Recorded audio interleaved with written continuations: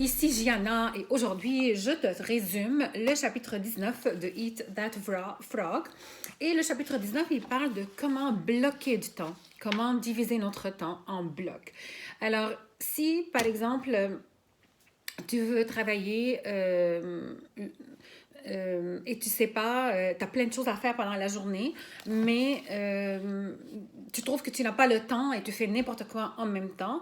Mais ce qu'on suggère, c'est que tu bloques du temps. Exemple, tu dis, je bloque 1 heure le matin où est-ce que je dois appeler les clients. Mais tu vois, ça, c'est une tâche un peu difficile. Donc, c'est là où il faut que tu t'attaques à celle-là. C'est de là le livre Eat That Frog. Donc, tu t'attaques à cette grenouille qui est difficile. Alors, appeler les clients ou recruter, c'est quelque chose normalement, on est plus ou moins à l'aise avec ça. Donc, mais on sait que pour notre travail, il faut le faire. Alors, pourquoi ne pas s'attaquer à cette grenouille tôt le matin?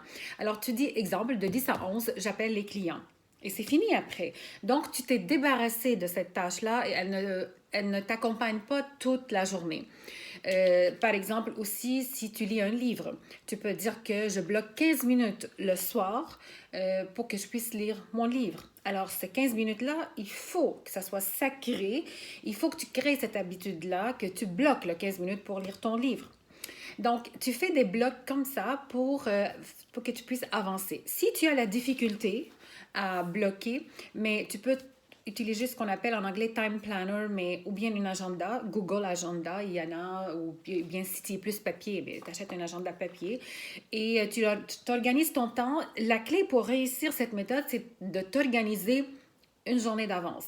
Alors, tu peux prendre ton calendrier, tu peux organiser ton calendrier par jour, par semaine, par mois, c'est toi qui décides, mais bloque tes heures et respecte ces heures-là. Ce que tu peux faire aussi, en fait, le but ultime de ce chapitre, c'est que make every minute count. Sur chaque minute de ta journée doit compter. Ça t'évite de procrastiner, ça t'évite de te décourager. Si, par exemple, tu voyages dans l'avion, as-tu essayé de transformer l'avion en un bureau? Ton bureau, pourquoi pas?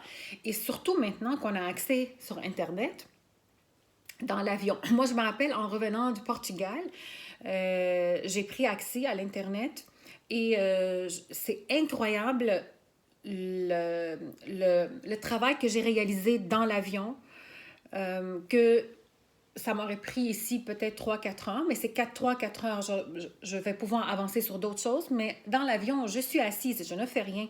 Alors, je me suis abonnée sur Internet, donc tu peux faire ça, tu peux transformer ton avion en bureau et tu peux travailler. C'est du temps. Alors, chaque minute doit compter dans ta journée pour que tu puisses avancer.